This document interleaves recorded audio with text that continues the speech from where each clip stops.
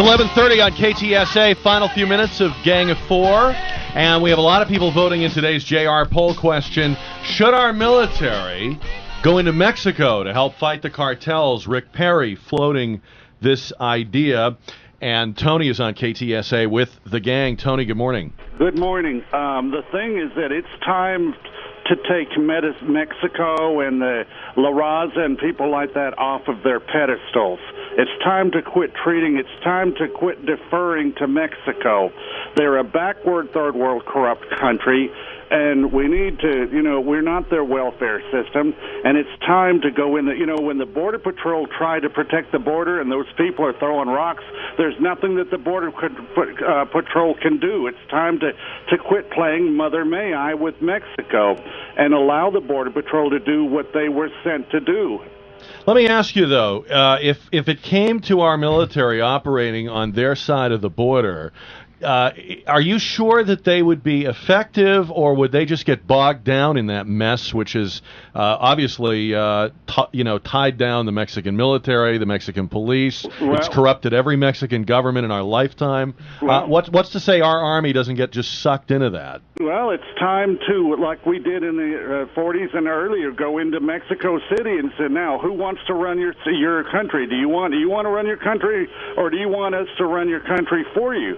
And tell them, look, you need to take care of your own people. You have Mexico. They don't need to be sending people over here to the United States. They have the resorts for the rich and the well-to-do. They've got if Mexico was a family and they were living in the United States, the parents would be in jail for child abuse. Very good, Tony. Very good. All right, I understand all this frustration, and I agree. It's a bad situation. It's a failed state. Our own Pentagon says that, but I'm telling you, I see the potential for a never-ending black hole of money. It's not. And I mean no disrespect to our soldiers, but honestly, how many would it take? And then you're talking about going all the way to Mexico City. It's a huge country. Right. We don't have the stomach. Apparently, we don't have the stomach as a country for Afghanistan, which you could fit inside Mexico. So I don't know.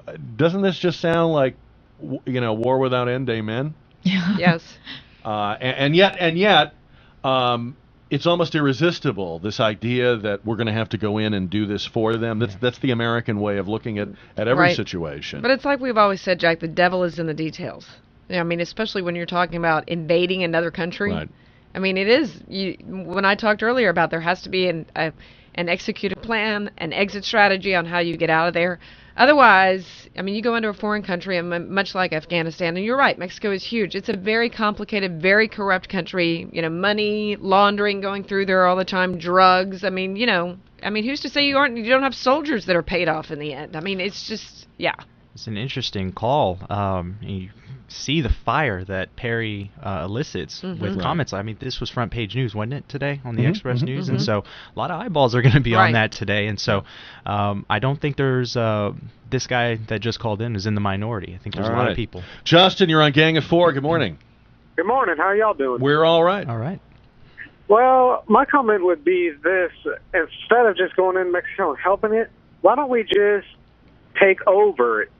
Just go over there, invade it, take over it, make all these new citizens become part of the United States. I mean, you'd have no legal immigration problem if they were already part of the United States, right? Well, but half of them are already United States citizens, and they come and go as they please, so might as well, I subscribe to the if you break it, you bought it. They can start paying taxes, Well, good luck collecting them. Yeah, but that's nice. I do not want, as a taxpayer, I do not want to. I don't want to take over Mexico. No, I don't either. I do. I've been living in Texas my whole entire life, and if you don't speak Spanish, you can't get a freaking job. Well, but I mean, I understand your frustration, but what I'm saying is, do you have any idea what we would be looking at in terms of dollars? Do you understand what it would be like? It's bad enough we're pouring foreign aid in there. I say this. We need to go to the Teddy Roosevelt strategy when we go to war with Mexico. Take out a big stick and slap some small resistance with it. And let everybody say, hey, look, see that mushroom cloud? Except it didn't work. Step up. It didn't work. Well, we do it down there, I guarantee you. I I bet you Mexico don't even have a nuclear missile. Well, I'm not. Well, okay. So you want to use nuclear one. weapons in Mexico? All right. Okay. Thank you, Justin. I don't think He wants to walk you're, softly and you're carry a way big stick. ahead of Wow, us. wait. You're way ahead of us. We haven't talked about nuking Mexico yet.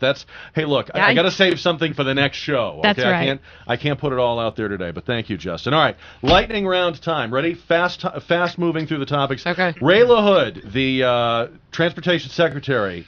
Wouldn't it be a good idea to put cell phone jamming devices in every car and truck in America so you people that aren't obeying all of our laws wouldn't be able to use your cell phones and wouldn't be able to send and receive text messages while you're in the car, says our crazed, power-hungry Transportation overreaching. Secretary. Absolutely. That is way No? overreaching. Really? Yes.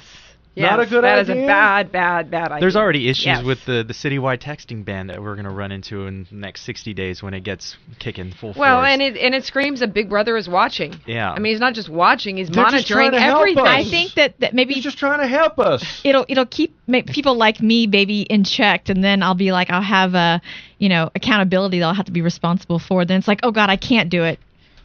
I'll make sure that happened? I leave 10 minutes after you do. Yeah. When I follow you. Whatever happened to traffic enforcement being a local issue?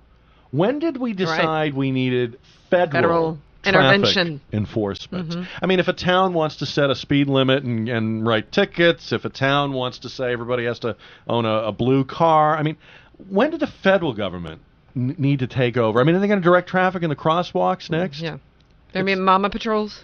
Do we have any football fans in the room? Me. All right, High school. Monday night football was something, huh? Mm-hmm. The Eagles over the Redskins, 59-28. It was a massacre. Yep. Michael Vick, how do you feel about him now? You know, I say in the NFL, it's the only place that you can go back to and be redeemed. Forgive and forget. Forgiven, yeah. Well- when you're a star athlete, people have a tendency to I think forgive and forget. Didn't we forgive and forget Pete Rose too? So are 7 touchdowns, does that In get you baseball. off the hook, Mario? Not really. That was debated all week long on sports radio, whether or not Michael Vick has redeemed himself in the public. Why did he have to redeem himself? I think the perception is that athletes have to hold themselves to a higher standard than they should have to. And when he failed to do that, the public felt let down. The money that people spent going to watch him play for the Falcons, the memorabilia that they bought, all of a sudden, our guy is going to jail. And so there was The stuff's probably worth more. It might be.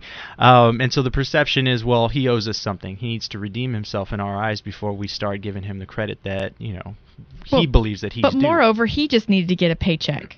So in order for him to get back to work, he had to go through this process. I do think that, he honestly does have remorse for his actions, but I think the bigger picture is, he's got a family and he has to think about his responsibilities and get that paycheck. And Michael Vick has the one new job that's been created in America. he certainly has played the part well. Absolutely. I mean, he has acted like he's remorseful, Right. at least in interviews and things that I've seen. And there's no question the man has talent. He served. Okay? He served his. Right. He served his time. He's been remorseful in his interviews. He's been humble on the field. When he was first reinstated in the NFL, he had to come off the bench. He was humble about that. Where I see a lot of athletes who don't want to portray that humility. Right. They want to. Entitlement is the name of the Right. game, And and I think Vic has done a good job of at least. So is he a better man, or is he just portraying the image of a better Don't man? know Michael Vick. Yeah, Don't know. exactly. We don't know him And personally. because we but- don't know, and we don't know, Tiger Right. Woods wrote an essay this week. I'm a Yeah. better man now. I like making whatever. mac and cheese for my kids. Yeah. But look, since we don't know, since there's no way to know, why do we even bother to hold these people up or to be disappointed when they are not the role models we have held them up to be? Why must somebody who's good at a sport be good? I think there's a connection that the public feels to their hometown team or to athletes. They represent something about the community, about the city, that a lot of other organizations don't. Valero, for all the great things they've done to San Antonio, I don't feel like they are a part of me, my household, my family. The Spurs, we do. Now, I don't hold any of the Spurs to certain standards. Whatever they want to do, Tony Parker, have fun, whatever. But there are people that do, especially in sports-crazed cities like Philly, Chicago, Cleveland. I mean, their standards they hold their athletes to because they are a part of the fabric that holds together that city. Because I think it's the one thing that when people are looking for an escape from their daily lives, they're looking for someone to connect to, and they have that connection. Read a comic book. Well, but I think that this is a culture that wants to subscribe to hero worship. Yeah. Yes. We're all looking for a hero. Does this mean there are no real heroes? We have to fabricate one out of quarterbacks and golf players? I don't necessarily believe that football players and star athletes are true heroes. I mean, that firefighters and police officers that put their lives on the line every day, those are heroes. But we have created a culture through TMZ, mass media, that creates this hero worship in athletes. But it's also because we don't have royalty.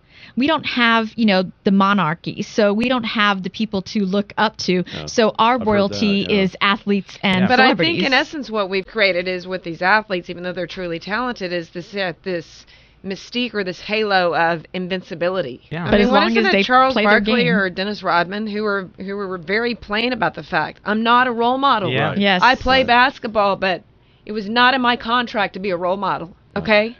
Yeah, Rodman made that pretty clear. Yeah. I guess if everybody could get that many tattoos and piercings, we wouldn't worry about it. Great job today, Nikki. Thank you, and welcome to the Gang of Four family, such as it is. I'm so honored and so excited to see you. You're talking about heroes. You're my radio hero. No. He's blushing again. Set your sights way higher. But thank you. I appreciate it. That's very sweet. And Trish, good to see you as always. Always good to see you too, Jack. And Mario, say hi to Tanya. And I will. And best of luck to your Shameless company. plug time. Shameless plugs. Go for it. Oh, yes. Have a very happy and blessed Thanksgiving, San Antonio.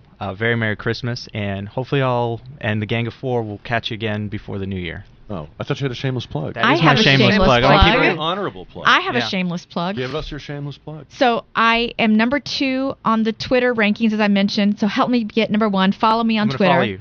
And Black Friday, the big shopping day, while parents are out shopping, I'm going to be doing an acting class for the kids. Oh, look at that. So go shop and how do they find out about it?